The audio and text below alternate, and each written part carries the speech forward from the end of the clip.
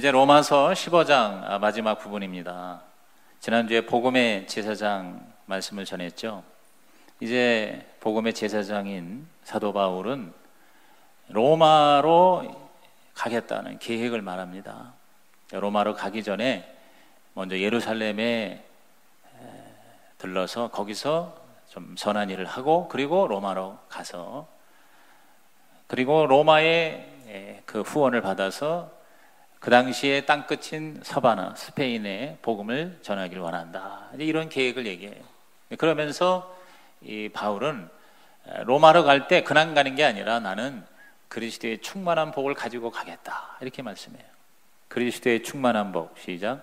그리스도의 충만한 복. 29절에 나와 있어요. 그래서 오늘 요절은 29절이라고 볼 수 있습니다. 여러분, 그리스도의 충만한 복이 뭡니까? 오늘 저와 여러분이 정말 예수 믿고 그리스도를 나의 구주와 주님으로 영접했다면, 예수 믿는 자는 받은 증거 많도다. 복을 받아야 되는데, 우리가 누리는, 우리가 베푸는 복이 과연 무엇일까? 그리스도의 충만한 복은 첫째, 구원의 복입니다. 따라합시다. 구원의 복.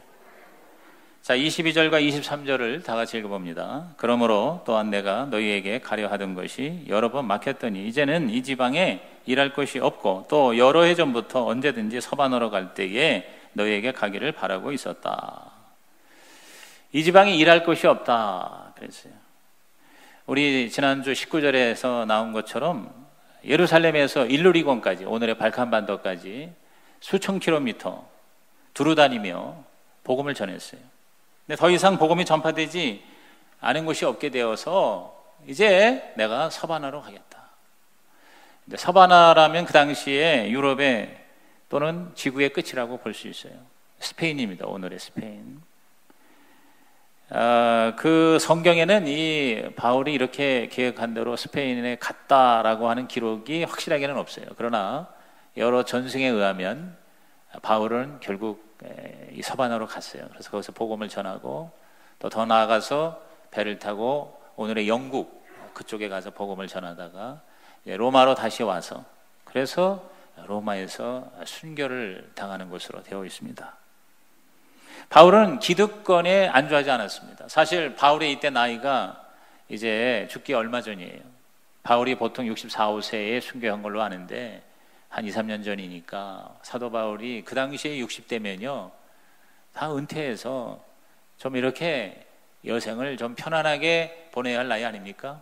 그런데도 불구하고 바울은 끝까지, 죽을 때까지 어디에 안주하지 아니하고 계속 이 구원의 복을, 자기가 받은 이 구원의 은혜를 땅끝까지 전하려고 최선을 다하는 모습을 여기서 봅니다.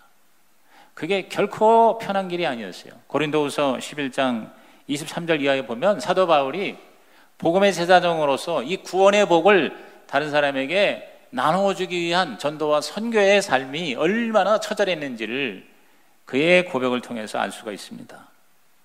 그들이 그리스도의 일꾼이냐? 정신없는 말을 하거니와 나는 더욱 그러하도다. 내가 수고를 넘치도록 하고 옥에 갇히기도 더 많이 하고 매도 수없이 맞고 여러 번 죽을 뻔하였으니 유대인들에게 40에서 하나 감한 매를 5번 맞았고, 여러분 이 매 맞다가 사람이 죽거든요. 5번이나 맞았대요. 25절 3번 태장으로 맞고, 1번 돌로 맞고, 3번 파선하고, 일주야를 깊은 바다에서 지냈으며 여러 번 여행하면서 강의 위험과 강도의 위험과 동족의 위험과 이방인의 위험과 시내의 위험과 광야의 위험과 바다의 위험과 거짓 형제 중에 위험을 당하고, 또 수고하며 애쓰고 여러 번 자지 못하고 줄이며 목마르고 여러 번 굶고 춥고 헐벗었노라. 그러면서 28절에 이 외에 이런 고사하고 아직도 날마다 내 속에 눌리는 일이 있으니 곧 모든 교회를 위하여 염려하는 것이라 그랬어요. 하나님이 나를 구원하신 이 가치가 얼마나 크고 귀한지 내가 나만 가지고 있을 수가 없어서 이것을 할 수만 있으면 수많은 사람에게 전하기 위해서 내 일생을 최선을 다했다. 이게 바로 구원의 복이에요. 영혼 구원을 위해서라면 세상 끝까지 찾아가겠다는 이 비전으로 사도 바울은 충만했어요. 이게 바로 그리스도의 충만한 복이에요. 28절에 그러므로 내가 이 일을 마치고 이 열매를 그들에게 확정한 후에 너희에게 들렀다가 서바나로 가리라 그랬어요. 여러분, 오늘 저와 여러분도 여러분 자신이 구원의 복이 확실하기를 주의 이름으로 축원합니다. 구원의 확신, 이것만큼 더 우리에게 중요한 것이 없어요. 여러분, 구원의 은혜가 얼마나 감사합니까? 근데 이 구원의 이 복이 정말 충만하기 위해서는 이걸 우리가 다른 사람에게 나누어 줄 때 나에게 2배, 3배, 100배, 1000배, 10,000배로 충만하게 임하게 될 줄로 믿는 것입니다. 희한한 건 이 세상에 있는 거는 남에게 나누어주면 마치 빼앗기는 것 같아요. 내 손에서 빠져나가지만 여러분, 구원의 복은요, 하나님의 은혜는요, 나누면 나눌수록 희한하게 나에게 더 풍성해지는 것이 하나님의 시크릿이에요. 하나님의 비밀이에요. 믿으시면 아멘 하시기 바랍니다. 남이 구원받는 게 내가 구원받는 것만큼이나 축복이 된다는 거예요. 이거 우리가 여러분 얼마인지 경험합니다. 여러분이 누구를 전도해서 오늘 데리고 왔다면 여러분, 목사님의 설교가 더 이상 들리지도 않아. 오직 그 내가 데리고 온 그 친구가 어떻게 반응하느냐, 거기에 초미의 관심이 집중되잖아요. 그래서 막 이렇게 앞을 바라보면서 쫑긋하고 귀를 기울이면 너무 막 기분이 좋은 거예요. 설교가 은혜가 아니에요. 지금 그 사람이 나에게 은혜가 되는 거예요. 그런데 자꾸 막 이렇게 졸거나 아니면 막 시계를 보거나 그리고 막 짜증내고 그러면은 내가 죽을 맛이잖아요. 그렇죠? 그 내가 데리고 온 친구가 예수님을 영접하고 구원을 받는 그 순간은 정말 내가 마치 구원받는 것처럼 여러분 기쁘고 즐겁지 않습니까? 동의하십니까? 그럼 제발 아멘이라 또 크게 하시기 바랍니다. 그게 바로 구원의 복이에요. 그러니까 나 혼자 구원받는 거로 만족하면 이 구원의 복이 충만하기가 어렵다는 거예요. 이것이 바울처럼 자꾸 이렇게 다른 영혼에게 전해질 때, 그러면 뭐야? 내가 2번, 3번, 4번, 100번, 1000번 더 하나님의 구원의 복으로 가득해진다는 거예요. 이게 바로 신비예요. 이게 바로 하나님의 은혜의 기가 막힌 미스테리예요. 그래서 저와 여러분은 예수 믿는 진정한 축복은 바로 뭐냐? 이 구원의 복이야. 이 구원 하나만 확실해도 저와 여러분은요, 이 세상에 최고의 삶을 산 것이고, 그것을 다른 사람에게 전함으로 재생산되고 확대가 될 때 이것이 충만하게 나에게 임하게 된다. 할렐루야. 그러니까 바울이 이렇게 기가 막힌, 예수 믿으면 편안하고 돈도 많이 벌고 만사형통하고 자식도 잘 되고 그저 모든 게 다 내 마음대로 되는 그런 편안한 삶이다? 그런 차원이 아니라는 거죠. 사도 바울이 지금 자신의 간증을 통해서 얘기한 그 처절한 그러한 삶, 얼마든지 편안하게 살 수 있지만 그러나 이 구원의 복이 너무너무 감사해서, 그게 너무너무 좋아서, 그게 너무너무 가치가 있어서 여러분 계속해서 이것을 충만케 하는 이러한 복음의 제사장, 이게 로마서의 메시지예요. 여러분이 지금 1년 동안 로마서를 들었다면 여러분의 삶이 구원의 복으로 충만해지기를 주님의 이름으로 축원합니다. 이 구원의 복은 가만히 있으면 하늘에서 떨어지는 게 아니라 우리가 받아들여야 되고 내가 전해야 되고, 그리고 이것이 다른 사람에게 확산이 돼야 돼요. 그래서 우리가 이미 오래전에 공부한 로마서 10장을 보십시오. 로마서 10장 13절 이하에 다 같이 시작. 누구든지 주의 이름을 부르는 자는 구원을 받으리라. 그런즉 그들이 믿지 아니하는 일을 어찌 부르리요? 듣지도 못한 일을 어찌 믿으리요? 전파하는 자가 없이 어찌 들으리요? 보내심을 받지 아니하였으면 어찌 전파하리요? 기록된 바 아름답도다 좋은 소식을 전하는 자들의 발이요 함과 같으니라. 누군가가 전해줄 때 구원의 복이 점점 커지는 거예요.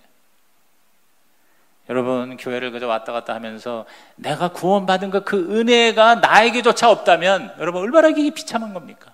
얼마나 이게 어이없는 참으로 불쌍한 모습입니까?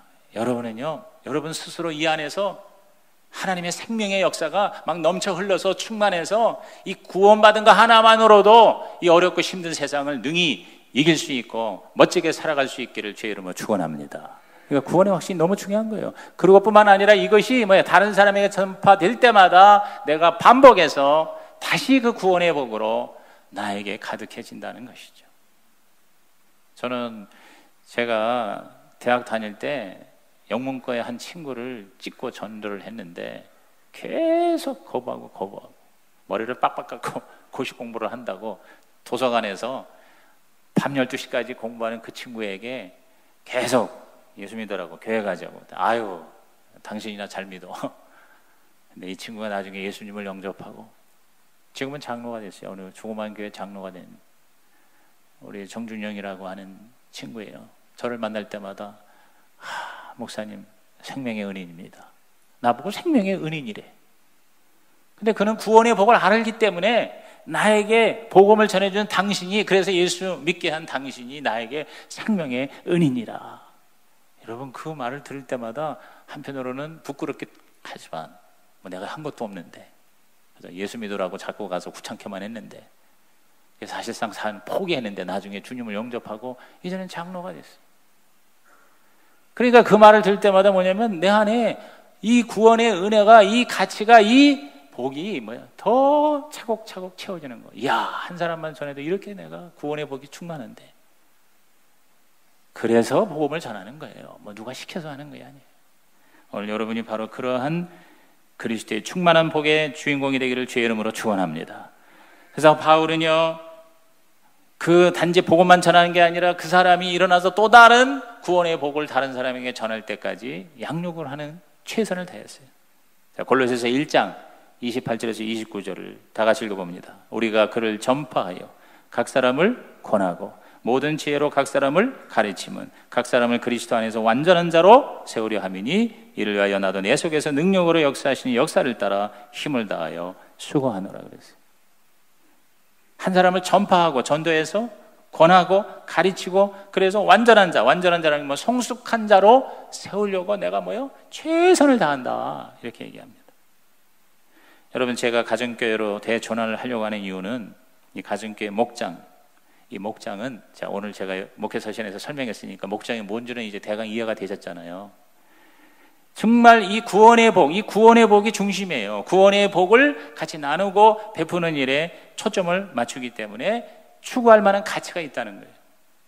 다시 말해서 자기의 혈육 중에 혹은 특히 이웃, 이른바 VIP, 이제 VIP라는 얘기를 많이 할 텐데, VIP라는 건 바로 뭡니까? Very important person. 아주 중요한데 누구냐? 바로 구원받을 대상, 비신자죠, 불신자죠. 그들을 초청해서 음식으로 대접하고 사랑으로 영접하고 들어주고 삶의 희노애락을 나눔으로 주님께 마음을 향하게 하는 거예요. 더 나아가서 그 목장의 이름마다 다 선교지의 이름으로 명칭을 붙입니다. 왜? 구원의 복을 가까운 이웃뿐만 아니라 저 먼 선교지까지 그것을 더 충만케 하기 위해서인 것이죠. 그래서 예를 들어서 우리가 필리핀에 선교사를 보냈다면 한 목장의 이름은 필리핀 목장, 그 교회 까시글라한 목장 이렇게 되는 거예요. 제가 이번에 가서 방문한 그 교회에 목장이 26개가 다 몽땅 다 이름이 1구역, 2구역 그런 게 아니에요. 다 선교지의 이름으로 되어 있어요. 알마타 목장, 스리랑카 목장, 인도네시아 목장, 이렇게 목장 이름이 선교지가 되어 있어요. 왜? 구원의 복을 충만케 하기 위해서. 그래서 그 목장에 섬기는 그 선교지에 10,000원씩 20,000원씩 걷어서 10만 원이면 교회에서 10만 원 보태서 매달 20만 원씩 보내줘. 그리고 그 선교지를 돌아가면서 매년 초청을 해요, 선교사를. 그게 이제 11월 달에 선교 잔치라고 그러는 거죠. 이른바 선교 대회겠죠. 그래서 그 선교지의 보고를 듣고 거기에 감동을 받고 위하여 기도하고, 그리고 선교사를 위해서 후원하고, 거기서 그 다음 해 그 온 선교지를 단기 선교를 떠나요. 여기는 단순한 단기 선교를 하지 않고 단봉선이라고 했더니 단봉선이 뭔가 했더니 단기 봉사 선교가 단봉선이에요. 그걸 5월달에 가장 비행기 값이 싸기 때문에, 그래서 비행기 값은 자기들이 다 부담하고 나머지는 교회에서 부담해서 보통 30명 정도, 40명 정도, 그 목장의 식구가 아이들까지 다 같이 가니까 한 10명 모이는 목장이라면 한 30-40명 금방 된다. 그래서 가서 거기서 얼마나 그들이 힘들게 고생하며 복음을 전하고 영혼 구원을 하는가에 같이 동참하고 봉사하고 거기서 도전받고, 그것이 일생에 잊을 수 없는 하나님의 구원의 놀라운 은혜로 간직이 되는. 근데 그걸 목장마다 돌아가면서 그렇게 매년 구원의 복을 나누고 있더라고요. 가치 있는 일 아닙니까? 오늘 저와 여러분도 작은 그 단위로서의 목장에서조차 구원의 복을 저 땅끝까지, 서바나까지, 스페인까지 사도 바울처럼 베풀고 나누는 하나님의 사람이 되기를 주님의 이름으로 축복합니다. 아멘입니까? 두 번째, 그리스도 충만의 복이란 바로 섬김의 복. 시작. 섬김의 복입니다. 자, 25절 보십시오. 로마서 15장 25절에 그러나 이제는 내가 성도를 어떻게 하는 일로? 섬기는 일로 예루살렘에 간다 그랬어요. 자, 우리가 구원을 받았다면 그 다음에 뭐냐? 우리가 섬기는 거예요. 하나님을 첫째 섬기고, 여러분이 구원받은 사람은 철저하게 하나님을 섬깁니다. 그렇죠? 그러니까 여러분 오늘 와서 예배 드리잖아요. 이 휴가철에 주일 성수하며, 주일날이 주님의 날이니까 우리가 하나님 앞에 모여서 예배를 드리는 게 이게 바로 섬김 아닙니까? 하나님을 마음을 다해 목숨을 뜻을 다하여 사랑하고 섬기기 때문에 10의 1조 헌금 드리고 감사 헌금 드리고 성교 헌금 드리는 거예요. 그리고 봉사하는 거예요.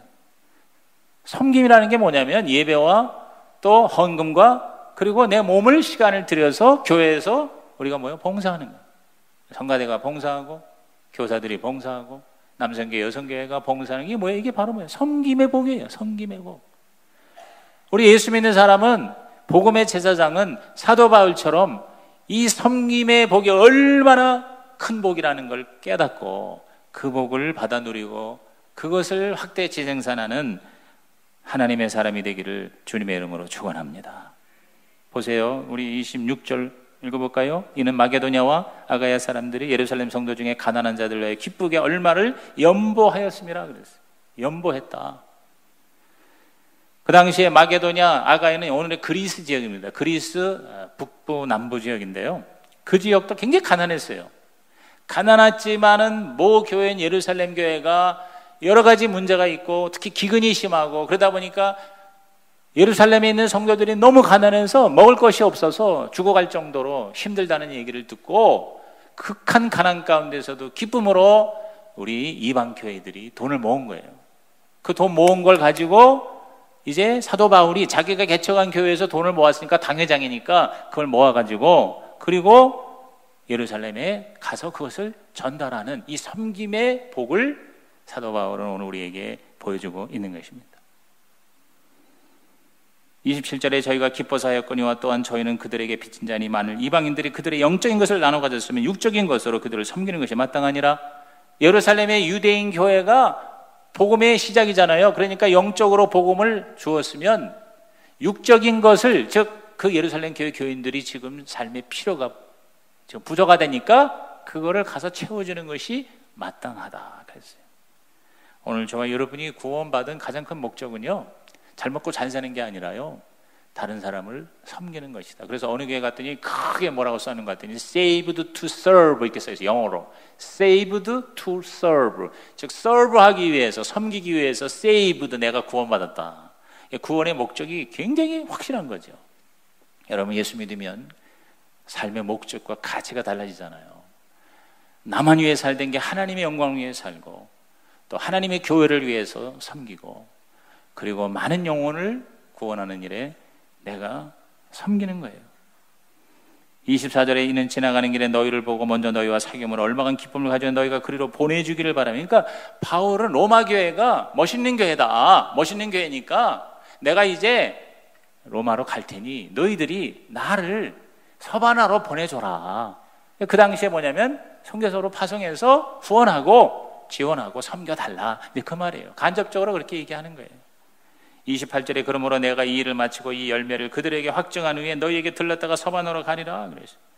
그러니까 저와 여러분이 구원받은 열매가 있다는 것, 진짜 구원받은 사람이라면 이제는 삶의 목적이 달라지고 이제는 삶의 가치와 모든 해석이 달라지는 거예요. 그래서 이제는 내가 자꾸 뭐를 내 걸로 하는 나 중심이 아니라 이제는 자꾸 뭐예요? 다른 사람의 필요를 채워주는 거죠. 그게 진짜 복이라는 것을 주님이 우리에게 가르쳐 주셨어요. 사도행전 20장 35절 말씀, 너무 유명한 말씀이죠. 다 같이 시작. 범사에 여러분에게 모본을 보여준 바와 같이 수고하여 약한 사람들을 돕고 또 주 예수께서 친히 말씀하신 바 주는 것이 받는 것보다 복이 있다 하심을 기억하여 할지니라 그랬어요. 자, 주는 것이라 그랬어요. 히브리서 13장 16절에도 오직 선을 행함과 서로 나누어 주기를 잊지 말라. 하나님은 이 같은 제사를 기뻐하시느니라 그랬어요. 그러니까 하나님은 그저 와서 예배를 드리고 설교를 듣는 것만 기뻐하는 게 아니라 바로 뭐예요? 사랑으로 선으로 행하는 거예요. 우리가 구원받기 위해서 착한 일을 하는 게 아니에요.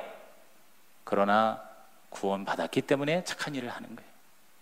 그러니까 섬김이라는 것은, 착한 일이라고 하는 것은 구원의 조건이 아니라 구원의 결과지요. 그렇죠? 그러니까 구원받으니까 우리가 남을 돕고 남을 사랑하고 섬기는 것이 나에게 의미가 있는 거예요. 나에게 가치가 있는 거예요. 나에게 복이 되는 거예요. 진짜 복의 의미가 달라지는 거죠. 여러분, 이 섬기는 복을 가장 효과적으로 누릴 수 있는 것이 저는 바로 가정의 교회, 목장이라고 보는 것입니다. 물론 교회 와서도 이렇게 섬길 수 있어요. 그러나 극히 제한적이에요. 한 20% 미만이에요. 80% 이상의 성도들은 그냥 와가지고 예배만 드리는 거예요. 은혜만 받는 거예요. 그러니까 이 섬김의 복을 놓치는 거예요. 어떻게 보면 놓치는 거예요. 내가 섬길 수 있는 그러한 현장이, 여러분, 이 주일 모이는 교회는 극히 제한적이잖아요. 그런데 가정에서, 목장에서는 작은 단위로 모든 사람이 다 섬길 수 있는 기회를 얻는 거다, 그 말이죠. 식사를 준비하는 일에 섬길 수 있어요. 하다못해 설거지하는 일에 섬길 수 있어요. 먹는 게 남는 거라고, 여러분, 사람들은 다 먹는 걸 좋아해요. 그리고 그 먹은 다음에 같이 삶의 고민을 나누고 들어주고 위로하고 기도해주고 사랑해주고, 이게 바로 섬김이잖아요. 복 중에 복인 것입니다. 여러분, 이 섬김의 복이 얼마나 아름다운 복인지 모릅니다. 아까 우리 주일학교에 여름 성경학교 위에서 섬긴 손길이 하나님이 아셔요. 많은 사람이 섬겼어요. 부모들이 섬기고, 무엇보다는 선생님들, 특별히 나는 그 선생님 중에서 여기 지금 참석한다 모르겠네요. 우리 청년 중에서 선생님 하는 사람이 있어요. 우리 안민혁하고 권사라 선생, 내가 굉장히 감사하는 마음이에요. 청년에 바쁜데, 다 놀러 가고 싶은데 주일날 와서 아이들을 위해서 가르치고 섬기는 거예요. 섬기는 거. 근데 이것을 어느 몇 사람, 소수만 하는 게 아니라 모든 사람이 이 섬김의 복을 받아 누리고 더 충만케 하는 하나님의 은혜의 주인공이 다 되시기를 주의 이름으로 축원합니다. 그러면 그 목장에서 우리가 섬기는 거예요. 제가 이번에 방문한 싱글 목장이라는 건 혼자 된 사람의 목장 개념이 아니고 청년 목장을 싱글 목장이라고 그러는데, 이 청년 목장에 가서 참관을 하면서 제가 많은 도전을 받았어요. 그 청년들이 자정을 넘겨 이제 집으로 가는데, 거기 우리 최덕남, 양명남 목자, 제가 이름까지 얘기를 합니다. 이분이 48살이에요. 남자가 40. 그러니까 자기 그 청년들이 자기 자식들이죠, 사실은. 그 나이죠. 근데 음식을 준비하고 섬기고 같이 나누고, 그 무슨 소리인지도 모르는 걸 다 들어주고, 그리고 격려해주고 같이 기도해주고, 끝났는데 12시가 다 됐어. 그래서 이제 나를 숙소로 데리고 가는데 내 옆에 애들 2-3명을 더 태운 거예요. 왜? 걔네들을 데려다 주려니까. 그래서 이제 내가 아이고 이거 참, 이 늦었는데 또 우리 태워주고 또 얘네들을 태워주는데, 그랬더니 아유 목사님, 이건 대낮이에요. 애들 모이다가 얘기가 길어지면 1시 2시에 끝나면 애들 태워주면 한 30분 거리에 있는데 가서 데려다주고 또 한 30분 1시간 오면은 2시 반 3시 반 새벽까지 제가 이렇게 하는 일 10년째 하고 있습니다. 이건 별것도 아닙니다. 그런 얘기를 하는 거죠. 그러니까 그걸 볼 때 하나님이 이렇게 내려다 보실 때 어떻겠어요? 정말 우리가 이 복이라는 게 뭔가, 그 섬김의 복. 사실 우리 그분들이 저한테만 이제 차 타고 가면서 얘기하는데, 상당히 사업이 잘 됐는데 매덕 투자한 것이 갑자기 뭐가 안 돼가지고 다 날아가서 지금 굉장히 힘들어요. 그러더라고요. 자기 아내가 음식점에서 서빙하는 알바를 하는데 제가 마음이 좀 아픕니다. 일을 할 수밖에 없는 상황이죠. 근데 그냥 그렇게 딱 얘기하고 더 이상 얘기를 안 해요. 그 정도만 얘기하고, 그리고 계속 그 아이들, 그 목장, 그 섬기는 거, 그 VIP, 그 영혼 구원, 거기에 집중하는 그 모습을 보고, 이야, 정말 복이 과연 뭔가, 우리 그리스도인의 충만한 복. 오늘 저와 여러분 이러한 섬김의 복, 어떤 사람은 물질로도 섬기고, 어떤 사람은 시간으로 섬기고, 어떤 사람은 몸으로 섬긴다는 것이, 이것이 우리에게 엄청난 가치가 된다. 여러분, 선진국이라는 게 뭐예요? 저런 깡패 같은 나라가 선진국이 될 수가 없죠. 섬겨야 되는 거예요. 미국이 말도 많지만 복을 가장 많이 받은 나라 아닙니까? 지금 현재 가장 선교사를 많이 보낸 나라가 미국이에요. 가장 구제를 많이 하는 나라도 미국입니다. 미국은 세계 인구의 5%밖에 되지 않습니다. 20년 전만 해도 전 세계의 선교와 구제비의 80%를 미국이 담당했어요. 지금도 3분의 1을 담당하고 있어요. 잘 사는 이유가 있어요. 그렇죠? 섬김의 복. 우리나라도 원조를 받던 나라가 이제는 남을 원조하는, 다시 말해서 섬기는 나라가 된 거는 저는 예수 믿는 사람들이 많아졌기 때문이라고 믿는 것입니다. 왜? 섬김의 복이 우리에게 하나의 정체성이니까. 오늘 우리나라가 복음화, 산업화, 민주화, 더 나아가 한류로 세상을 덮는 이 문화화로 유일하게 성공한 기적의 나라인데 가장 위기에 처해 있는 거예요. 그러니까 우리가 이렇게 기도하는 겁니다. 하나님, 이 나라가 전 세계의 모델이 되고 샘플이 계속되고 섬기는 나라가 되기 위해서 이 나라를 지켜 주시옵소서.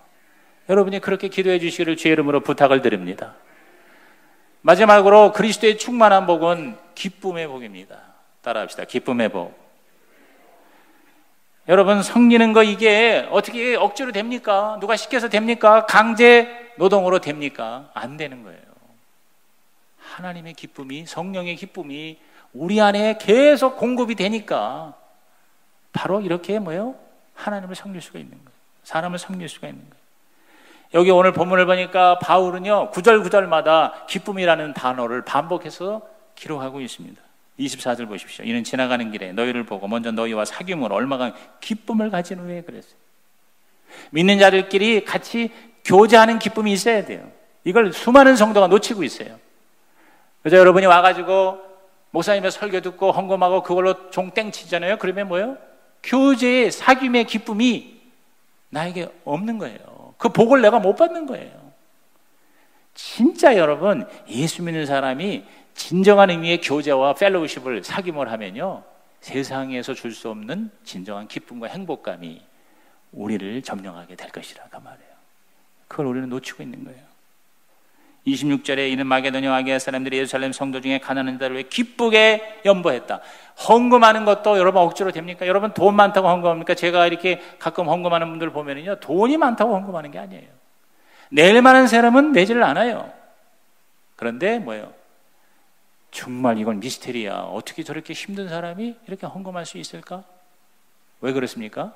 기쁨의 복이 무엇인가를 알기 때문에 그런 거예요.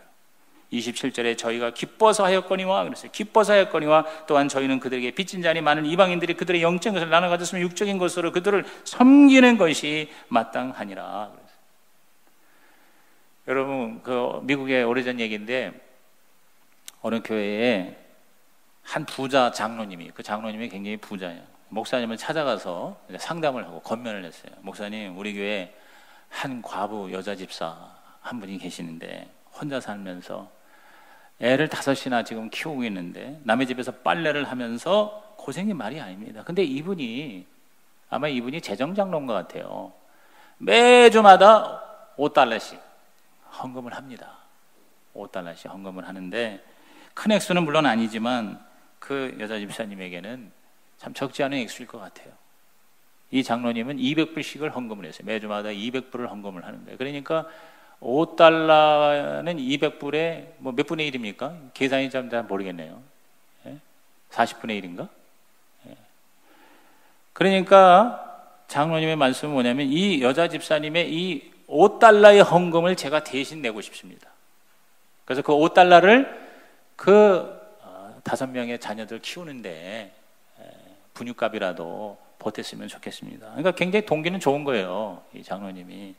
그때 또 목사님도 그다음 기도를 제대로 안 했는지 또 이게 굉장히 그럴듯하게 들린 거야.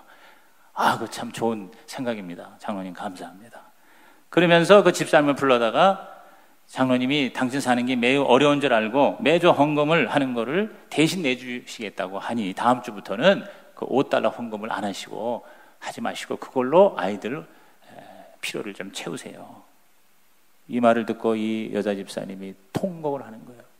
목을 놓고 우는입니다. 왜 우냐고 당황한 목사님 물어보니까 제가 비록 남의 집 빨래를 하면서 고생스럽게 살지만 내가 하나님께 매주마다 5불씩을 하나님께 바칠 때 나는 터없는 기쁨이 내 안에 넘치는데요. 왜 내 이 기쁨을 빼앗아 가려고 하십니까? 하는 거예요. 나는 내가 이것을 드릴 때에 말을 다 할 수 없는 기쁨이 있는데 왜 그 기쁨을 빼앗아 가려고 합니까? 여러분, 목사님도 장로님도 망치로 얻어맞은 거예요. 회개했다고 그래요. 여러분, 우리가 하나님 앞에 뭘 바치는 것이요, 그게 어떻게 억지로 됩니까? 바칠 때 하나님이 주시는 하늘의 기쁨이 저와 여러분에게 복이 될 줄로 믿는 것입니다. 복이 되니까 그거를 누가 시켜서 해요? 그러니까 계속 하는 거예요. 32절에 보니까 나로 하나님의 뜻을 따라 기쁨으로 너희에게 나아가 너희와 함께 편히 쉬게 하라. 여러분, 요새 휴가 하잖아요. 휴가 가는 것조차도요, 바로 하나님의 뜻을 행하는 기쁨이 충만하기를 주의 이름으로 축원합니다. 여러분, 이거 휴가 가는 거가 하늘의 기쁨이 연결이 안 되면요, 짜증이고요, 고생이고요, 열받고요, 휴가 가다가 이혼한 사람 한두 명이 아니에요. 이번에 우리 수련회 가는데 굉장히 불편한 수련회가 될 수 있어요.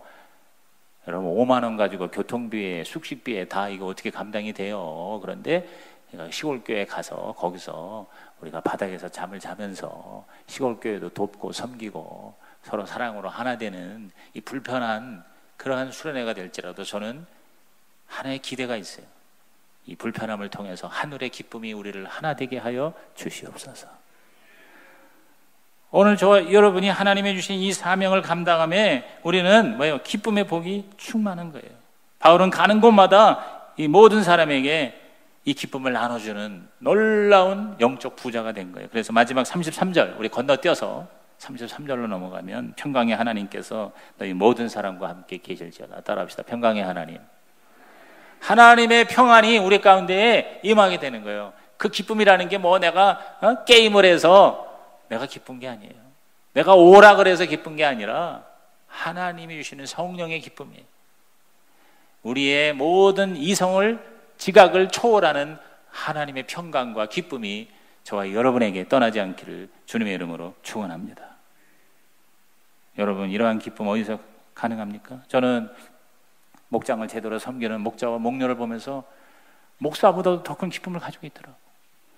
이건 미스테리예요. 관찰자의 입장에서 볼 적에는요, 얼마나 이게 힘들고 얼마나 이게 짜증스럽고 얼마나 이게 말로 다 할 수 없는 그런 불편함인데도 불구하고요, 그 기쁨이 어디서 있는지 기쁘다는 거예요.